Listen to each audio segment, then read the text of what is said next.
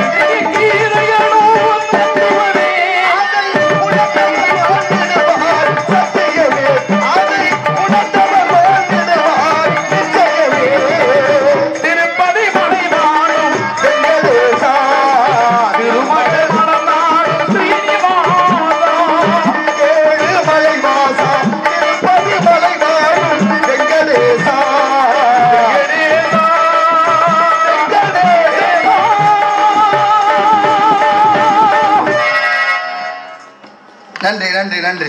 கையை தட்டுங்க, யோசிக்காதீங்க. தட்டணும்னு என்ன வந்துருச்சுன்னா தட்டிருங்க, அதையும் மிச்சம் வைக்கணும். தட்டுறதுல முடிவு பண்ணிட்டான். நாட்டில் கை தட்டி தான் பல பேர் பெரிய ஆளாயிருக்காங்க. எதுக்கு தட்டுறோம்னு கொஞ்சம் நம்ம சிந்தனையோட எண்ணி துணிக கருமம் துணிந்தவன் எண்ணுவோம் என்பது இழுக்கு. பிரச்சனை யாருக்கு இல்லை, யாருக்கு பிரச்சனை இல்லை. ஒருத்தர் தூங்குறாரு, தூங்குற போது கனவு வருது. அப்துல் கலாம் ஐயா கூட கனவு காண சொல்லி இளைஞர்களுக்கெல்லாம் வலியுறுத்தினார். 2020 இந்தியா வல்லரசு ஆயிடும்னு கனவு கண்டாரு. கனவுனா என்ன செய்யணும்? தூங்கும் போது வருவது கனவல்ல, ஒரு மனிதனை தூங்க விடாம செய்வது கனவு. அதான் லட்சிய கனவு. அவர் கண்ட கனவு. நான் சொல்ற கனவு தூக்கத்துல வந்த கனவு. ஒருத்தர் தூங்குறாரு, தூக்கத்துல கனவு வந்துருச்சு. சரி, கனவுல ஒரு பூனைக்குட்டியை முழுங்குற மாதிரியே கனவு. நல்லா முழு பூனைய முழுங்குறேன் கனவுல. படக்குன்னு பதறி போய் எந்திரிக்கிறேன். ஆகா, பூனைய வயிற்றுல போயிடுச்சு, முழுங்கிட்டமேன்னு. சரி, எந்திரிச்சா கனவுன்னு தெரியுது, படுத்து தூங்க வேண்டிய முதல் இல்ல, மனசு கேட்கல. பூனையை முழுங்கி விட்டா ஆஹா, கொஞ்ச நேரத்துல வயிறு பெருசாகிற மாதிரியே உனக்கு ஒரு எண்ணம். வயிற்றுக்குள்ள பூனை போயிடுச்சு, நம்மள படாத பாடு படுத்த போதுன்னு பயப்படுறேன் விடிகிற வரைக்கும். சரி, எப்படியாவது வயிற்றுக்குள்ள இருக்கிற பூனையை வெளியில கொண்டு வரணுமே. அப்ப யாராவது மருத்துவரை தேடி போகணும்ல அப்படின்னு போய் ஊருக்குள்ள ஏதாவது மருத்துவரை பார்த்து பூனையை வெளியில எடுப்போம்னு மருத்துவர்கிட்ட போய் சொல்றேன். ஐயா மருத்துவரை, நேற்று இரவு தூங்கும் போது கனவுல ஒரு பூனையை முழுங்கிட்டேன். அதுல இருந்து இந்த நிமிஷம் வரைக்கும் பூனை வயிற்றுக்குள்ள படாத பாடு படுத்துது. எப்படியாவது பூனையை வெளியில எடுக்கணும், நீங்க ஏதாவது வழி பண்ணுங்க. அப்படியா, சரி படு, ஒரு நிழல் படம் எடுப்போம். நிழல் படம்னா என்ன தெரியுதா? நிழல் படம் எக்ஸ்ரே. தமிழ்ல சொன்னா தெரியல, ஆங்கிலத்துல சொன்னா எல்லாருக்கும் புரியுது. நாடு லண்டன் மாதிரி ஆயிப்போச்சு. தமிழ்நாட்டுலதான் இருக்கமான ஐயப்பாடா இருக்கு. 25 வருஷத்துக்கு முன்னால ஆங்கிலத்துல பேசிட்டு தமிழ்ல மொழிபெயர்த்தான். இப்ப தமிழ்ல பேசிட்டு ஆங்கிலத்துல மொழிபெயர்க்க வேண்டிய நிலைமை ஆயிப்போச்சு. எப்படி மாறி இருக்கும் பாத்தீங்களா? மாற்றம் தெரியுதா? இல்ல எல்லாத்தையும் சரிதானா? மண்டே ஆட்டுறதானா? ஒன்னும் சொல்றதுக்கு இல்ல. அப்ப என்னாச்சு, நிழல் படம்னா எக்ஸ்ரே. அவனை படுக்க போட்டு ஒரு நிழல் படம் எடுத்து காமிச்சாரு. பாரு, வயிற்றுக்குள்ள பூனை இல்ல, சும்மா போட்டு குழப்பிக்காத, கனவுல கண்டதெல்லாம் வயிற்றுக்குள்ள வருமாய்யா போ அப்படின்னாரு. ஆனா காசை கொடுத்துட்டு வெளியில வந்தவனுக்கு மனசு கேட்கல. வயிற்றுக்குள்ள பூனை இருக்கிற மாதிரியே ஒரு குழப்பம் மறுதரமும் வந்துருச்சு. இப்ப வேற மருத்துவரை பார்ப்பான். அப்படின்னு இன்னொரு மருத்துவர்கிட்ட போய், ஐயா நேற்றிரவு தூங்கும் போது கனவுல ஒரு பூனையை முழுங்கிட்டேன், முழுங்கின பூனை வயிற்றுக்குள்ள படாத பாடு படுத்துது. ஒரு மருத்துவர்கிட்ட போனேன், அவர் ஒரு படம் பிடிச்சு பார்த்துட்டு இல்லேன்னு சொல்றாரு, நீங்களாவது பாருங்க. அவரும் பார்த்தாரு. சரி படு அப்படின்னா அவரை படுக்க வச்சு அவருக்கு ஒரு நிழல் படம் எடுத்து அவரும் காமிச்சாரு. இல்லப்பா, பூனை எல்லாம் இல்ல, நீ போ, ஒன்னும் பிரச்சனை இல்லை அனுப்பு. ஆனாலும் அவன் மனசு ஏற்க மறுக்குது. வயிற்றுக்குள்ள பூனை இருக்கு அப்படின்னு ஒரே குழப்பத்துல சரி பெரிய மருத்துவர் யார் இருக்கான்னு தேடுறேன். எங்க மதுரை, வேலம்மா, காவேரி, அப்பளோ, அது மாதிரி பெரிய பெரிய மருத்துவனா பெரிய காசு கொடுக்குவாங்கல்ல, அந்த மாதிரி இடத்த தேடி போவோம்னு அங்க போறேன். அங்க போனா மருத்துவர் பார்த்தாரு. போய் சொன்னா மருத்துவர்கிட்ட, ஐயா நேற்று இரவு கனவுல பூனையை முழுங்கிட்டேன், என்னை படாத பாடு படுத்துது. எங்க ஊர்ல 2 மருத்துவர் படம் முடிச்சு பார்த்து இல்லைன்ட்டாங்க, நீங்களாவது பார்த்து சொல்லுங்க. அவர் பார்த்தாரு. சரி, பூனை வயிற்றுக்குள்ள இல்ல, அவன் மனசுக்குள்ள இருக்கு, பூனையை வெளியில எடுக்கிறான். சரி தம்பி, நீங்க படுங்க, நானும் ஒரு நிழல் படம் எடுக்கிறேன்னு அவர் என்ன பண்ணாரு, இந்த நிழல் படம் எடுக்கிற அட்டை இருக்குல்ல, அந்த அட்டையில பூனையை படம் வரைஞ்சி அவனை எழுப்பி காமிச்சார். தம்பி படம் பிடிச்சாச்சு, வயிற்றுக்குள்ள பூனை இருக்கிறது உண்மைதான், இந்த பாரு பூனை இருக்குன்னு காமிச்சாரு. அவனுக்கு சந்தோஷம் தாங்கல. ஐயா 2 பேரும் படம் எடுத்தாங்க, பூனை இல்லைன்ட்டாங்க, நீங்க பூனையை கண்டுபிடிச்ச உண்மையிலே நீங்க பெரிய மருத்துவர் தான் அப்படின்னு. ஆமா, அவங்க 2 பேரும் கண்டுபிடிக்க முடியல, நீங்க எப்படி கண்டுபிடிச்சீங்கன்னு அவர் சொன்னாரு. 2 பேரும் வெளிச்சம் போட்டு எடுத்தாங்க, பூனை ஒளிஞ்சுக்கிருச்சு. நான் வெளிச்சம் போடாம எடுத்தேன், பூனை சிக்கிருச்சுன்னாரு. நம்ப வச்சுதானே சொன்னாலும் நம்புறேன். இப்ப என்னாச்சு, சரி பூனையை வெளியில எடுக்கணும், ஆனா உடனே எடுக்க முடியாது, நீ போய் 1 வாரம் கழிச்சு வா, அதுக்கு நிறைய வேலை இருக்கு, வைத்தியத்துக்கு நிறைய மருந்தெல்லாம் வாங்க வேண்டியிருக்கு, போய் வைப்பான அனுப்பியாச்சு. இப்ப அந்த மருத்துவருக்கு பக்கத்துல ஒரு பெண்ணு வேலை செய்வாளே, செவிலித்தாயின்னு. ஆமா, செவிலித்தாயின்னா தெரியுதா? நர்ஸ். அந்த பொண்ணை கூப்பிட்டு, அம்மா ஒரு பூனைக்குட்டியை பிடிச்சி பத்திரமா வை, அடுத்த வாரம் வந்துருவேன், பூனையை வெளியில எடுக்கணும். ஐயா வயிற்றுக்குள்ள இல்லாத பூனை எப்படி எடுக்கிறது? அதான் மாதிரி ஒரு பூனைக்குட்டியை பிடிச்சி வை, அவன் மனசுக்குள்ள பூனை இருக்குல்ல, சம்பாதிக்கிறதுக்கு எத்தனையோ வழி இருக்கு, இப்படியா ஐயா பண்ணணும். சம்பாதிக்க பண்ணலமா, அவன் மன ரீதியா ரொம்ப பாதிக்கப்பட்டிருக்கிறேன், அந்த மன தொந்தரவுல இருந்து அவன் வெளியில கொண்டு வரணும், பூனையை பிடிச்சி வை. அச்சாச்சு. 1 வாரம் கழிச்சு அவன் வந்தவன் அழுதுகிட்டே வர்றேன். ஐயா 1 வாரமா சாப்பிட முடியல, தூங்க முடியல, பூனை வயிற்றுக்குள்ள படாத பாடு படுத்துது. சரிடா, பெண்ணா பிரச்சனை எடுத்துருவோம், விடு, உட்காரு. இப்ப என்ன தெரியுமா வைத்தியம், உன் தலையில ஓங்கி நறுக்குன்னு கொட்டுவேன், ஆண் வாயை திறந்து கத்து, பூனை வெளியில ஓடி போயிடும். சரியா, சம்மணம் போட்டு உட்கார்ந்தேன், ஓங்கி மருத்துவர் தலையில கொட்டினாரு. இப்ப ஆண்டு கத்துனா ஏற்கனவே பிடிச்சு வச்சிருந்த பூனையா அவங்க முன்னால விட்டாச்சு. இப்ப முடிச்சு பாடுறா, பூனை ஓடுது அப்படின்னு முடிச்சு பாக்குறேன், பூனை ஓடுது. சந்தோஷப்படணும்ல, அழுக ஆரம்பிச்சிட்டேன். ஏன்டா அழுகுற? இல்லையா, 1 வாரத்துக்கு முன்னால நான் கனவுல முழுங்கின பூனை வெள்ளையா இருந்துச்சு, இது கருப்பா ஓடுது, குட்டி ஓட்டுச்சு போல இருக்கேன். விளங்குவாங்க. இப்படி ஆளுகளை எந்த ஜென்மத்திலையும் திருத்தவே முடியாது. மாற்றம் ஒன்று தானே, மாற்ற இயலாதுனால. ஆனாலும் பிடிவாதம் பிடிச்சு கொண்டு சில பிரச்சனைகளை பிடிச்சுக்கிட்டே தொங்குறமே. என்ன நடக்குது, ஏன் நடக்குது, எதனால நடக்குது, நம்மளை சுத்தி என்ன நடக்குது சிந்தனை இல்லாமல் குதிரைக்கு சேனம் கட்டுவது போல இருந்தால் வாழ்க்கை எப்படி தித்திக்கும் என்பதை உணர வேண்டும். இருந்தால் சிரித்து வாழ்வோம், பிற சிரிக்க வாழக்கூடாது. சிரிப்பு ஒன்றுதான் நல்ல நோயற்ற மருந்து கொடுக்குது. அதனால வாய் விட்டு சிரித்தால் நோய் விட்டு போகும்டா. நீங்க பால் பாருங்க, குடிக்கிற பால் அவ்வளவு உன்னதமானது பால். இப்ப எங்கேயாவது பசும்பால் கிடைக்குதா? கிடைக்காது, அதிகமா இல்ல. அதுவும் கிடைக்குது, பசுமாட்டோட பால் இல்ல, பசுமாடு மாதிரி ஒண்ணு கொடுத்துருக்காங்க. அது படுத்தா எந்திரிக்குது இல்ல, எந்திரிச்சா படுக்குது இல்ல, அம்மானு கத்துது இல்ல, அதுக்கு பேர் மாடாது. கொடுமை இல்ல அதெல்லாம். அது சும்மாவும் கொடுக்கல, காது ஊற்றி கொடுத்துருக்காங்க. காது யாருக்கு குத்துனதுன்னு தெரியல. சரி எல்லாம் பண்றது, நம்ம ஆளுகனா அப்படி இருந்தா அப்புறம் குத்தத்தானே செய்வாங்க. ஆக இப்படி எல்லாம் இந்த பசும்பால், பால் ஒண்ணுதாங்க ஒரு நல்ல குணம் படைச்சது. பால்கிட்ட ஒரு நல்ல குணம் இருக்கு தெரியுமா? பால்ல வியாபாரி எவ்வளவு தண்ணியை கலந்தாலும் காட்டி கொடுக்காது, மொத்தமா வெள்ளையாவே இருக்கு. தேநீர் கடைக்காரர்களுக்கு எவ்வளவு தண்ணி கலந்தாருன்னு அவருக்கு தான் தெரியும். சொல்றேன் ஒரு உதாரணத்துக்கு, கோச்சிக்காது, இது யதார்த்தம். நான் பால்ல எவ்வளவு தண்ணி கலந்தோம்ங்கிறது யாருக்கும் தெரியாது, பால் காட்டி கொடுக்காது. அதனாலதான் சில போற பால் போன்றவர், ஏன்னா தன்னோட சேர்ந்த வறியவருக்கு எல்லா நலன்களையும் வழங்குவருக்கு பேர் தான் பால் போன்ற. சில பேரை தேன் போன்றவர் தான். ஏன் தேனுங்கிறோம்? தேன் ஒண்ணுதான் தானும் கிடாது, தன்னை சார்ந்த வரையும் கிட விடாது. தேனுக்குள்ள ஒரு பொருள் போட்டா எத்தனை ஆண்டுகள் ஆனாலும் கெட்டு போகாமலே இருக்கும். அதனாலதான் திருவாசகத்தை தேன் என்பார்கள். திருவாசகம் என்னும் தேன். நமசிவாயா வாழ்க, நாதந்தாள் வாழ்க, இமைப்பொழுதும் எண்ணஞ்சில் நீங்காதாள் வாழ்க, கோகலி ஆண்ட குருமனிதந்தாள் வாழ்க, ஆர்வம் ஆகி நின்ற அன்னிப்பாண்டாள் வாழ்க, ஏகன் அநேகன் இறைவனடி வாழ்க, வேகம் கெடுத்தாண்ட வேந்த நடிவல்க. அருமையான பேர் இந்த ஊர். நமசிவாயபுரம் 5 எழுத்து மந்திரம், சிவனுடைய பஞ்சாட்சரம், ஐஸ்வர்யம்னு பேரு. எப்படி கடைபிடிக்கணும், எப்படி இருக்கணும்? யார் வீட்லயா திருவாசகம் இருக்கா? யார் வீட்லயா திருப்புகழ் வச்சிருக்கீங்களா? யார் வீட்லயா தேவாரம் இருக்கா? இதெல்லாம் நம்மளுடைய இலக்கியங்கள், நமக்கு உள்ள சொத்து, நம் முன்னோர்கள் நமக்காக விட்டு சென்றது. நாளைய தலைமுறைக்கு கற்பிக்க வேண்டுமே. ஒரு சாரர் மற்றும் இந்த நாட்டில் படிச்சுக்கிட்டே இருக்கேன். எல்லாத்தையும் எங்கெங்கயோ இருந்து வந்தவெல்லாம் தமிழை தூக்கி தலையில வச்சுக்கிட்டு நம்மளை பண்ணிக்கிட்டு இருக்காங்க. ஆனா நம்ம ஊரா தமிழை துச்சமன மதிச்சு அதை படிக்கிறதும் இல்லை, படிக்கிறது கேட்கறதும் இல்லை. கண்டதே காட்சி கொண்டதே கோலம் என்று போய்கொண்டே இருக்கு. ஒரு பேரழிவு ஏற்பட்டுச்சு. கேரளா வயல்நாடு, கேரளா வயல்நாட்டுல நிலச்சரிவு. 1 மணிக்கு ஆரம்பிச்சு 3 மணிக்குள்ள எத்தனையோ உயிர்களை காவு வாங்கிது. நினைச்சு கூட பார்க்க முடியல. மனசளவுல ரொம்ப பாதிக்கப்பட்டு போனேன் நானெல்லாம் பார்த்துட்டு. ஏன்னா அந்த நிலச்சரிவு ஏற்பட்டது இன்னைக்கு ஏற்பட்டது அல்ல, என்னைக்கோ செஞ்ச வினையின் பயன் இன்னைக்கு ஏற்பட்டது. ஏன்னா அந்த இயற்கையை மனிதன் அழித்ததனுடைய விளைவு. அவ்வளவு கோர தாண்டவம் ஆடி அந்த மழை வெள்ளத்திலேயே ஒரு பெரிய மனுஷன் மூதாட்டி ஒரு பொம்பளை பிள்ளை பேத்தியை கூட்டிக்கிட்டு தப்பிச்சு ஓடுறான். ஓடுனவன் பக்கத்துல இருந்த தேயிலை தோட்டத்துக்குள்ள போறான். அங்க பாருங்க ஒரு 5-6 யானை, காட்டு யானை நிக்குது, பெரிய பெரிய யானையா. பதறி போனா, இறைவா மழை வெள்ளத்துல தப்பிச்சுதானே இங்க வந்து உயிர் பழைக்க, இங்கேயும் இப்படி பெரிய பெரிய மிருகமா நிக்குதே, காப்பாத்துப்பா விநாயகான்னு வேண்டிக்கிட்டான். உண்மையிலேயே நினைச்சு பார்த்தா நமக்கு உண்மையில இருக்குது.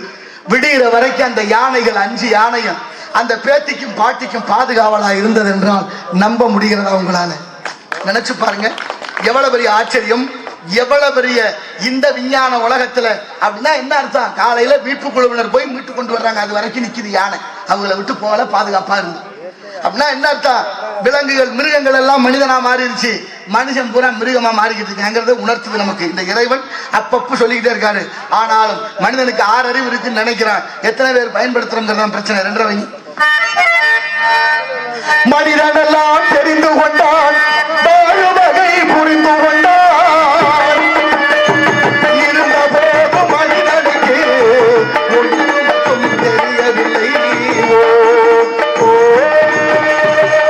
மனிதன் எல்லாம் தெரிந்து கொண்டான், வாழும் வகை புரிந்து கொண்டான், இருந்த போது மனிதனுக்கு ஒன்று மட்டும் தெரியவில்லை.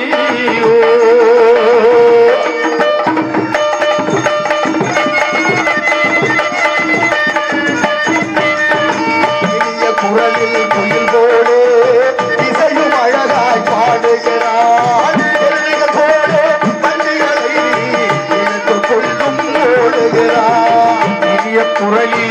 போலே இசையின் அழகா பாடுகின்றான். எருதுகள் போலே வண்டிகளை இழுத்து கொண்டும் ஓடுகிறான். வனத்தில் வாழும் பறவைகள் போல் ஆடு பறந்து திரிகிறான். வாழும் பறவைகள் போல் பாணி பறந்து திரிகின்றான்.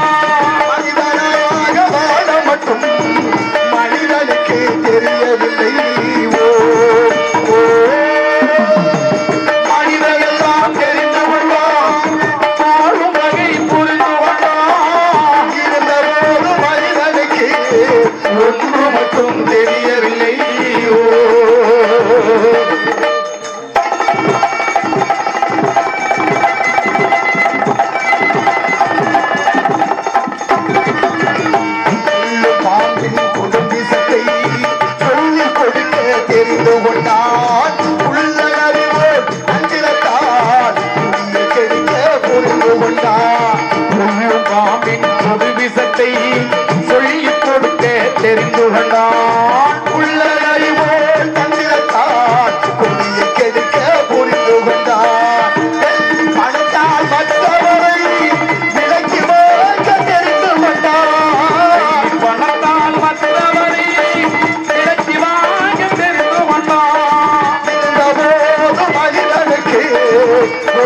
மட்டும் தெரியவில்லை. மனிதரெல்லாம் தெரிந்து கொண்டான், வாழுவதை புரிந்து கொண்டான். இருந்தவோ மனிதனுக்கு மனிதனாக வாழ மட்டும் மனிதனுக்கு தெரியவில்லை.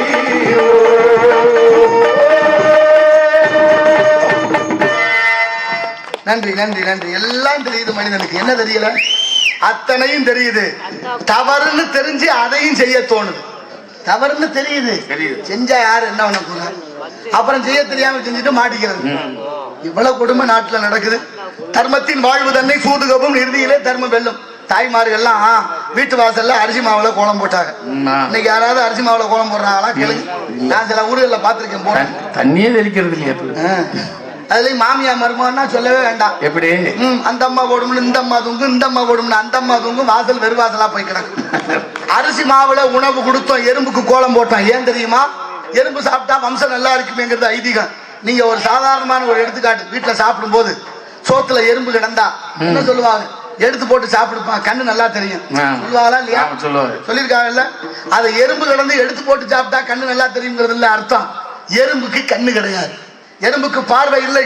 சிறிய உயிரினமான அந்த எறும்புக்கு உணவு கொடுக்கிற வகையிலே நமக்கு கண்ணு நல்லா தெரியும். நான்மணி கடிகை சொல்லுது கண்ணில் சிறந்த உறுப்பில்லை என்று. அவ்வளவு உயர்ந்த சிந்தனையோடு எறும்புக்கு அரிசி மாவுல கோலம் போட்டா நம்ம அப்படி செஞ்சா வம்சமே நல்லா இருக்குங்கிறது ஐதீகம். இன்னைக்கு நிலைமை எப்படி இருக்கு தெரியுமா? வீட்டுக்குள்ள எறும்பு வரக்கூடாதுன்னு கோடு போடுறோம். ஒரு குச்சி கண்டுபிடிச்சிருக்காங்களே, கிழிச்ச ஓட்ட எறும்பு தாண்டல. நான் நினைக்கிறேன் அதுக்கும் பகுத்தறிவு வந்துருச்சு போல. அந்த ஒரு சிந்தனை மட்டும்தான் மக்களுக்கு வரல. என்ன செய்ய, என்ன நடக்குது, ஏன் செய்யறோம், எதுக்காக? பகுத்தறிவுன்னு வச்சா ஓரறிவு மரம் செடி கொடிகளுக்கு, ஈரறிவு புழு பூச்சிகளுக்கு, மூணறிவு நீரில் வாழ்வன, நாலறிவு பறவைகளுக்கு, அஞ்சறிவு விலங்குகளுக்கு.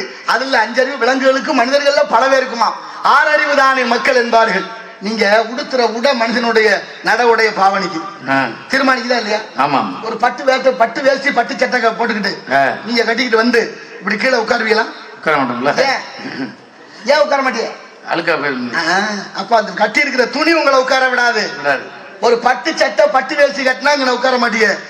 ஒரு சாதாரண துண்டை கட்டிக்கிட்டா உட்காந்துருவீங்க. கீழே கூட புழுதியில உட்கார்ந்து மனுஷன் தான் நம்ம. ஆனாலும் உட்கார விடாம எது செய்யுது? ஒரு துணி செய்யுது. அப்ப ஆடை இல்லா மனிதன்.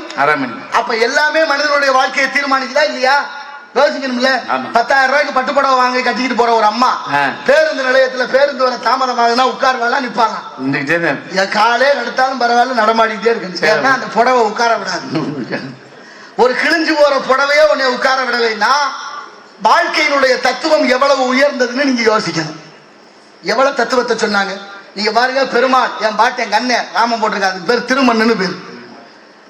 என் மாமனார் சைவ சமயம், என் மாப்பிள்ள முருகன் கௌமாரம். அவங்க பட்டை அடிக்கிறாங்க. நாட்டுல அறுசமய பொருளோன்னு ஆதிசங்கரர் வகுத்து வச்சிருக்கிறார். மொத்தம் 72 மதங்கள் இருந்தது. அதையெல்லாம் கருவறுத்து 6 சமயமாக வச்சாரு. சைவம், வைணவம், காணாபத்தியம், சௌரம், கௌமாரம், சாக்தம்னு 6 இருக்கு. 6ல இந்த சைவம்ங்கிறவங்க பட்டை அடிக்கிறாங்க இல்லையா? இப்ப என்ன போன்றவர்கள் திருமண் இடுவது. நான் நாராயணன் கூட்டம். என் நெத்திய நான் பவுடர்லாம் அழிச்சதுக்கு அப்புறம் கூட பாருங்க ராமன் தான் விழுங்க என் நெத்தியில. அது பிறப்பாலே அப்படி பிறந்திருப்பேன் போல, அது என்னன்னு தெரியல. ஆனால் பாருங்க, இதுக்கு பேரு திருமண்ணு, அதுக்கு பேரு திருநீரு. திருமண்ணு திருநீரு என்ன அர்த்தம்? அதனாலதான் முன்னோர்கள் சொன்னார்கள், அறியின் சிவன் ஒண்ணு, அறியாத வாயில மண்ணு. மண்ணுண்ணி மாப்பிள்ளையே காவிரியே எங்கள் அப்பன் கோவில் பரிச்சாலியே கண்ணா பின்னா மன்னாதன்னா சோழரங்க பெருமானேன்னு ஒரு விறகு வெட்டி பாட கம்பர் அதுக்கு விளக்கம் கொடுத்தாரு, கதை சொல்லுது. இப்ப பெருமாள் அணிவது திருமண்ணு. பெருமாளை கும்பிடுற எல்லாரும் நம்ம திருமண் எடுக்கணும். ஆனால் சைவத்தை கடைபிடிக்கிற எல்லாரும் விபூதிங்கிற திருநீர் இடுகிறோம். ஏன்? மனிதன் செத்தா ஒண்ணு எரிக்கணும், இல்லைன்னா புதைக்கணும். 2 தாங்க ஐயா, வேற ஒண்ணும் நடக்கிறது இல்ல. அப்படி புதைச்சா மண்ணு திங்கும். அதனால திருமண்ணுங்கிற மண்ணை ஞாபகப்படுத்துறோம். அப்படி எரிச்சா சாம்பலாகி போயிடும். அதனால திருநீரை பயன்படுத்தி அதை ஞாபகமா வச்சிருக்கிறோம். அதனாலதான் முடிசார்ந்த மன்னரும் இறுதியில் பிடிசாம்பலுக்கிறையாவார் என்று திருமண்ணும் திருநீரும் நம்ம உடம்புக்குள்ள இருக்கு. பஞ்சபூதமும் பரிணமித்து வந்தது இந்த மனித உடம்பு. பஞ்சபூதமும் சாரமாக வந்தது தேவர்களுடைய உடம்பு. அத்தனை விஷயங்கள் நமக்கா முன்னோர்கள் கத்துக் கொடுத்திருக்காங்க. யாரு கேட்கிறா? நல்லதை விரும்புதா நாடு? நாடகம் ஆரம்பிச்சோன்னே கூட்டம் அவ்வளவு இருந்துச்சு. ஏன்னா பப்புண்டாஞ்சி ஆடுறத கும்மாளம் போடுறத பார்க்க அவ்வளவு கூட்டம். அதெல்லாம் சலிச்சு எடுத்ததுக்கு அப்புறம் சல்லடையில மிஞ்சியது போல நிக்க நெல்மணிகள் போல நல்ல ஞானவான்கள் எல்லாம் அமர்ந்திருக்கு உங்களிடத்துல விதைக்க வந்திருக்கிறேன். விதைத்தவன் நான் உறங்கலாம், விதை ஒருபொழுதும் உறங்காது. என்னன்னா மண்ணு கட்ட ஏடு ஒரு நெல்லை போட்டா 100 நெல்லு நமக்கு தருது. நல்லா யோசிக்கணும். ஒரு நெல்லு போட்டா எத்தனையோ நெல்லை கொத்து கொத்தா நமக்கு கொடுக்குற அந்த மண்ணு செய்யறது கூட மனுஷன் செய்யறது இல்லை. ஆனால் மரம் கூட பாருங்க, ஒரு மாம்பழத்தை சாப்பிட்டு நட்டு வச்ச கொட்டை ஒரு பெரிய மரத்தை கொடுத்து பல பழங்களை நமக்கு தருது. ஆனால் இந்த மரத்தை நம்ம மதிக்கிறோமான்னு பாருங்க. ஒரு குழந்தை பிறந்த உடனே மரம்ங்கிற வசம்பு துண்டு வேணும். வசம்பு மரத்துல இருந்து கிடைக்கிறது, நாட்டு மருந்து. வசம்பு பிறந்த குழந்தை கையில கட்டிடுறோம். இந்த வசம்பு அந்த குழந்தை இப்படி விளையாடும் போது வைக்கும் போது கை இப்படி நாக்கில் பட்டா பேச்சு நல்லா வருது, வசம்பு. ஒரு குழந்தை பேச்சுக்கு உதவுவது மரத்துண்டு, மரம்தான் வசம்பு. உனக்கு கொஞ்சம் கூடுதலா வச்சுட்டா என்ன செய்யறது, விடு, கொஞ்சம் உரிச்சு எடுப்போம். பட்டிய கல் ஒண்ணு ராமதாசி இன்னொரு நாளைக்கு சொல்றேன், இருமா நீ வேற கிளப்பாம. அப்படி வசம்புங்கிற மரத்துண்டு மனிதனுக்கு நாக்கில் பேச்சு வர்றதுக்காக பயன்படுது. அந்த குழந்தை உறங்குவதற்கு தொட்டில் மரம்தான், நடை பயிர்வதற்கு நடவண்டி மரம்தான், உறங்குவதற்கு கட்டில் மரம்தான், உட்காருவதற்கு நாற்காலி மரம்தான், ஊண்டி நடப்பதற்கு மரம்தான், போய் சேருவதற்கு மரம்தான், தகனம் செய்வதற்கு மரம்தான், எல்லாத்துக்கும் மரம்தான் பயன்படுது. மரம்தான் மரம்தான் மனிதன் அனைத்தையும் மறைந்தான் மறந்தான் என்பதுதான் நிதர்சனம். ஒரே ஒரு மரம் ஒரு நாட்டோட பஞ்சத்தையே தாங்கிடுச்சு. தெரியுமா உங்களுக்கு? ராஜஸ்தான் பாலைவனத்துல வன்னி மரம்னு ஒரு மரம் கேள்விப்பட்டிருக்கீங்களா? வன்னி மரம் நிறைய ஆழங்கள்ல தலைவிருச்சமா இருக்கு, ஒரு சில இடங்களில வன்னி மரம்னு. அந்த வன்னி மரம் இந்த நாட்டுக்காக மக்களை பாதுகாக்கிற பணியில மிக மகத்தான மரம். வறட்சியை உண்டு பண்ணாதான் பனை மரத்தை போன்று. இன்னைக்கு ஒடிசா அரசு ஒரு உத்தரவு போட்டிருக்கு, 1 லட்சம் பனை மரங்கள் நட வேண்டும் என்று. ஒடிசாவில், நம்ம இந்தியாவில் ஒடிசாவில் 1 லட்சம் பனை மரம் நடணும்னு அக்கறையோடு அந்த அரசாங்கம் உத்தரவு போட்டிருக்கு. நம்ம நாட்டோட தேசிய மரம் பனை மரம். எத்தனை பேர் வளர்த்துருக்கிறீங்க? எத்தனை மரம் ஒழுங்கா இருந்த அப்புறம் வெட்டி 100 ரூபாய்க்கு 50 ரூபாய்க்கு வித்துக்கிட்டான். எவ்வளவு ஒரு கொடுமை நிகழ்ந்திருக்கு, என்ன நடந்துச்சு? ஏன்?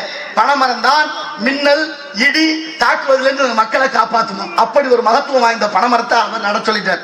சரி, இப்ப வன்னி மரம், அந்த வன்னி மரத்தை பார்த்துட்டு அந்த நாட்டை ஆண்ட, நான் சொல்றது 1800களில் உள்ள வரலாற்று கதை.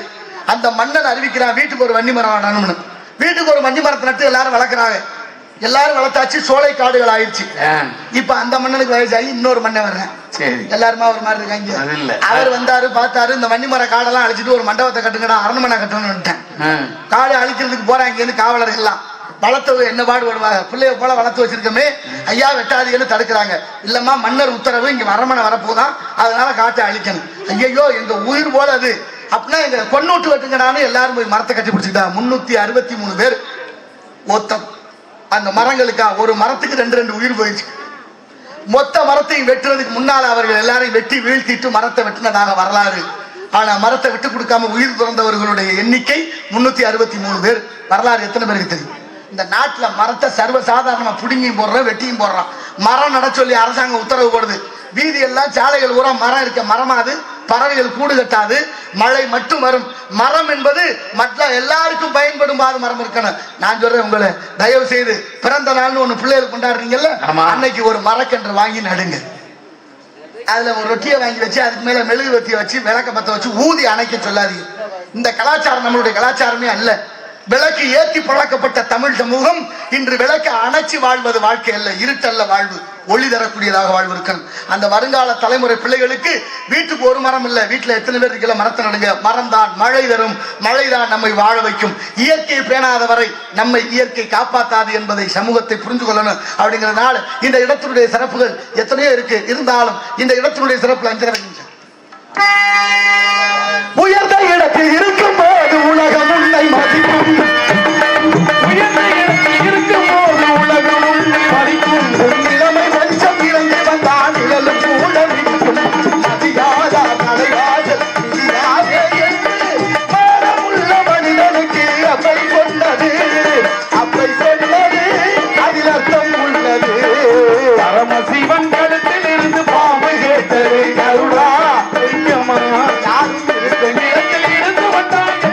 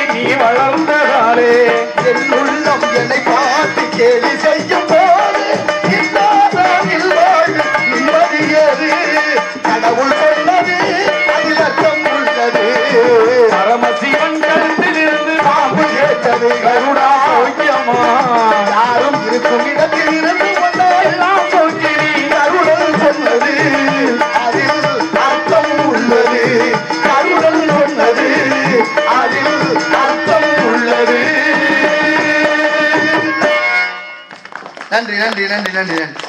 இப்படியாக எத்தனையோ விஷயங்களை நமக்காக முன்னோர்கள் விட்டு சென்றார்கள். பழமையை ரொம்ப பாதுகாப்பா சேர்க்கணும். பழைய பொருளை வாங்கவே முடியாது, புது பொருள் வாங்கிடலாம். தங்கம் தான் உலகத்தினுடைய பொருளாதாரத்தை நிர்ணயம் பண்ணது. தங்கம் தங்கமா இருக்கா? படிச்ச எல்லாருக்கும் வேலை கிடைக்குதா?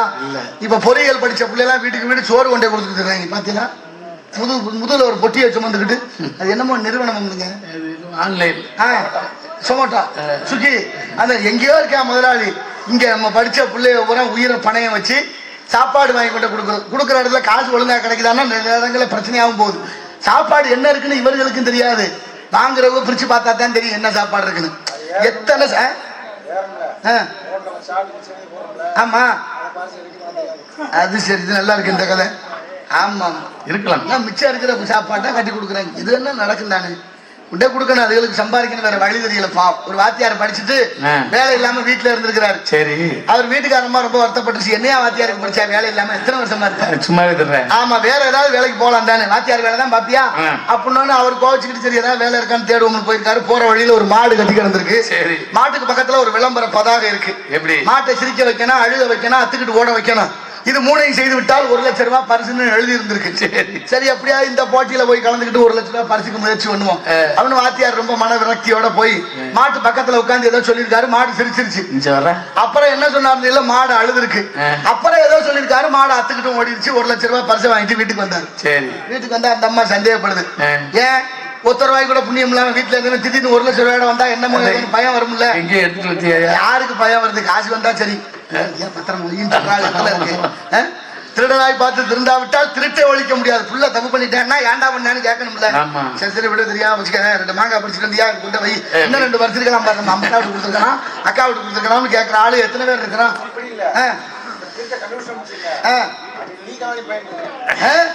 இப்படி ஒரு அது உள்ளது தானே, எப்படி இருக்கு பாருங்க. அப்புறம் என்னாச்சு, இப்படி வந்தார் வாத்தியார் சொன்னார் 1 லட்சம் ரூபாய் பரிசு கிடைச்சு. சரி, அது மாதிரி ஒரு போட்டி வச்சிருந்தாங்கம்மா. அந்த போட்டியில கலந்துக்கிட்டேன். மாட்டை சிரிக்க வைக்கணும், அழுக வைக்கணும், அத்துக்கிட்டு ஓட வைக்கணும்னு. அப்படி என்னையா மாடு சிரிக்கிற அளவுக்கு நீ என்ன சொன்னான்னு கேட்கிறான் அம்மா. சொன்னாரு, ஒண்ணும் இல்ல, மெதுவா மாட்டு பக்கத்துல போய் உட்கார்ந்து என்ன தெரியுதா நான் தான் வாத்தியாருன்னு. அது நக்கலா சிரிக்குது, நீ எல்லாம் வாத்தியாரான்னு சிரிக்குது. அப்புறம் என்னையா சொன்னேன் அழுகிற அளவுக்கு? நீ என்னைய படுத்தின பாட்டையும் நான் பட்ட கஷ்டத்தையும் சொன்னேன். அதுக்கே மனசு தாங்கள கண்ணீர் விட்டு அழுதுருச்சு. சரி, அப்புறம் வேலையா அத்துக்கு ஓடிச்சு. கேட்டேன், ஒரு வாத்தியார் வேலை இருக்கு வர்றியான்னு கேட்டேன். போதும்டா சாமின்னு ஆத்துக்கிட்டு ஒரே ஓட்டு. நல்லா கவனிங்க, நான் அறிவில் சிறந்த பெரியோர்களே, மாணவர்களுக்கும் ஆசிரியர்களுக்கும் உள்ள ஒற்றுமை ஏன் இவ்வளவு விரிவடைஞ்சிச்சு? எத்தனை வருஷத்துக்கு பிறகு இவ்வளவு விரிசல்? பள்ளிக்கூடத்துக்கு நான்லாம் போகலன்னா வாத்தியார் வீடு தேடி வந்து என்னை கூட்டிட்டு போனார். எங்க வீட்டுல நடந்தது. எனக்கு திருநெல்வேலிக்காரர் தான் எங்க ஊர்ல வாத்தியாரா இருந்தார், ஆரோக்கியதாசன் ஐயா. அப்படி இருந்தது. எது பக்கம்? நான் பேசுறது பக்கமா? நல்லா இருக்கு இந்த கதை.